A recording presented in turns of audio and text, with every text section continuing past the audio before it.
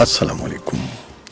पाकिस्तान में इस वक्त शाम के 7, भारत में 7:30 और यहाँ हमारे स्टूडियोज़ की घड़ियों में सुबह के 10 बज रहे हैं। वॉइस ऑफ अमेरिका वाशिंगटन की उर्दू सर्विस से हमारी बाकायदा नशरियात का आगाज़ होता है। पहले घंटे के लिए मैं हूँ आपका मेज़बान खालिद हमीद।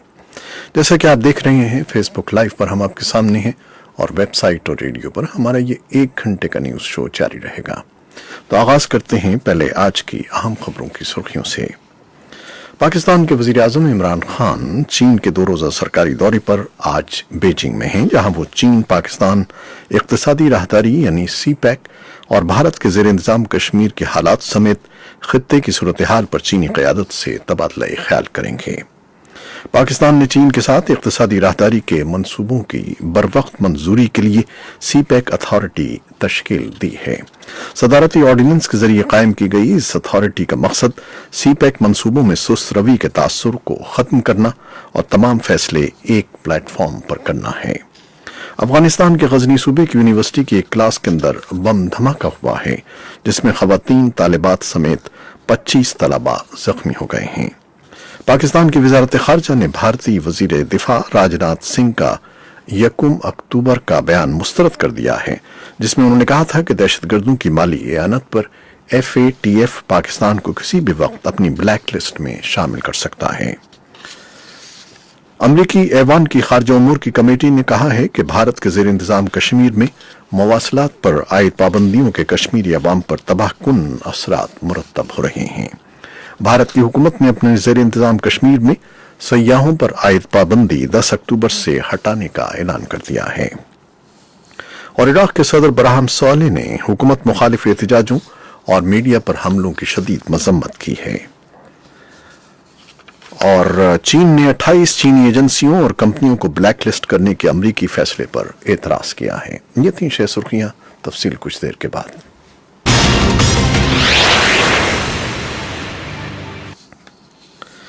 पाकिस्तान के वज़ीर-ए-आज़म इमरान खान ने बदउनवानी को सरमायाकारी की राह में रुकावट करार देते हुए कहा है कि पाकिस्तान में सरमायाकारी के माहौल को फ़रोग़ देने की राह में सबसे बड़ी रुकावट सुर्ख फीता है, जो उनके बकौल बदउनवानी का बाइस बनता है।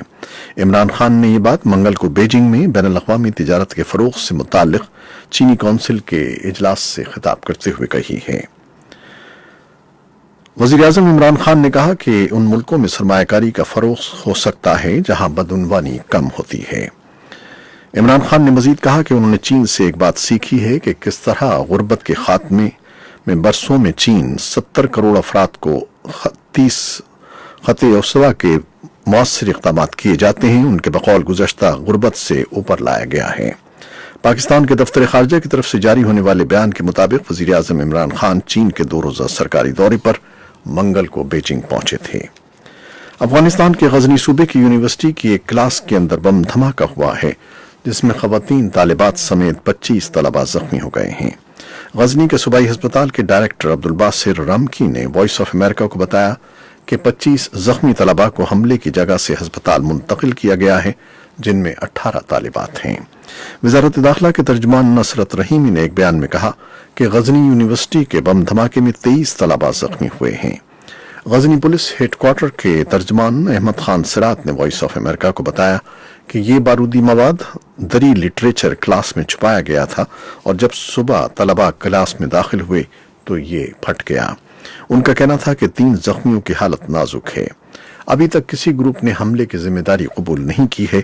तालिबान के तर्जुमान ज़बीउल्लाह मुजाहिद ने एक मुख्तसर बयान में इस हमले की मजम्मत की है और कहा है कि ये उनके ग्रुप ने नहीं करवाया है। पाकिस्तान की वज़ारत ख़ारजा ने भारतीय वज़ीर दिफा राजनाथ सिंह का 1 अक्टूबर का बयान मुस्तरद कर दिया है, जिसमें उन्होंने कहा था कि दहशतगर्दों की माली एआनत पर FATF पाकिस्तान को किसी भी वक्त अपनी ब्लैक लिस्ट में शामिल कर सकता है।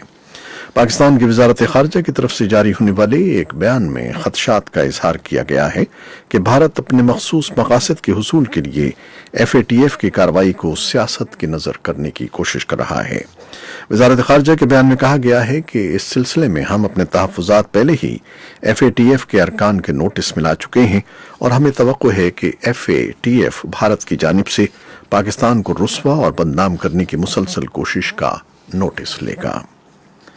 امریکی ایوان کی خارجہ امور کمیٹی نے کہا ہے کہ بھارت کے زیر انتظام کشمیر میں مواصلات پر عائد پابندیوں کے کشمیری عوام پر تباہ کن اثرات مرتب ہو رہے ہیں۔ اس نے بھارت سے ان پابندیوں کو فوری طور پر اٹھانے کا مطالبہ کیا ہے۔ بھارت کی حکومت نے اپنے زیر انتظام کشمیر میں سیاحوں پر عائد پابندی 10 اکتوبر سے ہٹانے کا اعلان کیا ہے۔ پیر کو وفاقی حکومت کی جانب سے جاری کیے گئے حکم نامے کے مطابق جمعرات سے سیاح جموں و کشمیر کی جانب سفر کر سکیں گے، تاہم بھارتی حکومت کے اعلان کے باوجود برطانیہ اور دیگر ممالک نے اپنے شہریوں کو بھارت کے زیر انتظام کشمیر کا سفر نہ کرنے کا مشورہ برقرار رکھا ہے۔ عراق کے صدر ابراہیم صالح نے حکومت مخالف احتجاجوں اور میڈیا پر حملوں کی مذمت کی ہے۔ پیر کے روز ٹیلی ویژن پر قوم سے خطاب کرتے ہوئے انہوں نے تشدد برپا کرنے والوں کو مجرم اور ملک دشمن قرار دیا ہے اور انہوں نے اسے بڑھنے سے روکنے کا مطالبہ کیا ہے۔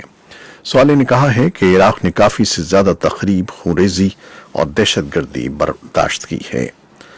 صدر صالح کا کہنا تھا، ما حدث من استهداف للمتظاهرين السلميين والقوات الأمنية بالرصاص الحي۔ عراقی صدر کہہ رہے ہیں کہ پرامن طور پر مظاہرہ کرنے والوں اور سیکیورٹی فورسز کو حقیقی گولہ بارود کا نشانہ بنانا اور میڈیا اور صحافیوں کو ہدف بنانا ایک ایسے عراق کے لیے قابل قبول نہیں ہے جسے ہم نے جمہوری بنانے کا عزم کیا ہے، ایک ایسی جمہوریت جس میں حقوق اور آزادی کو قائم رکھا جائے۔ یہ تھے صدر صالح کے الفاظ۔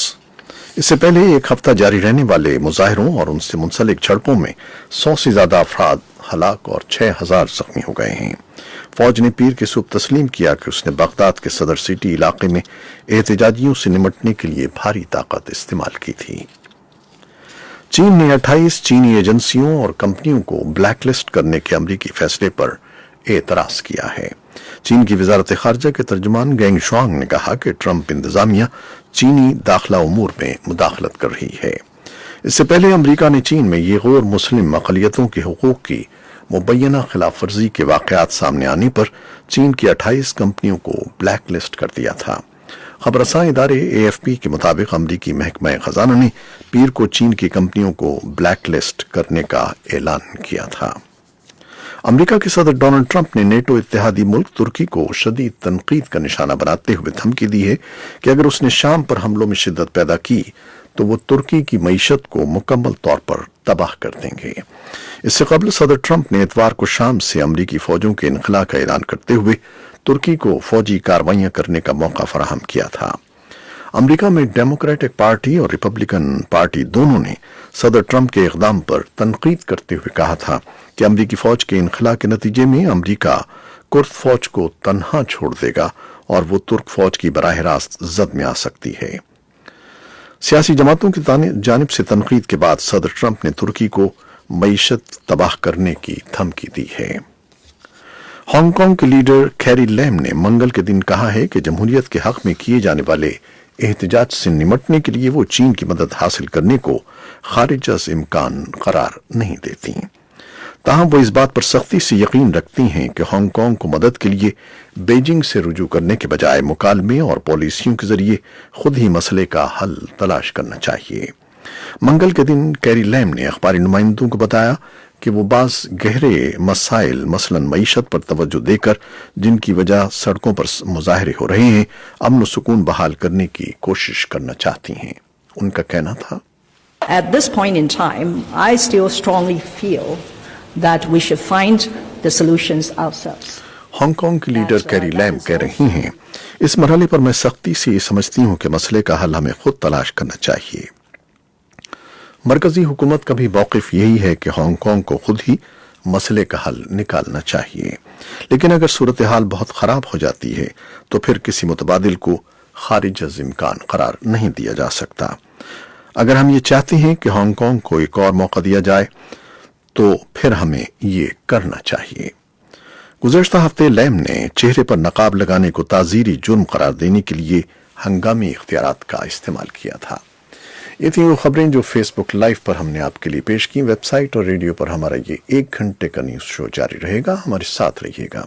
کیمرامین فواد الیاس کے ساتھ فیس بک لائیو سے اجازت چاہتے ہیں۔ اللہ حافظ۔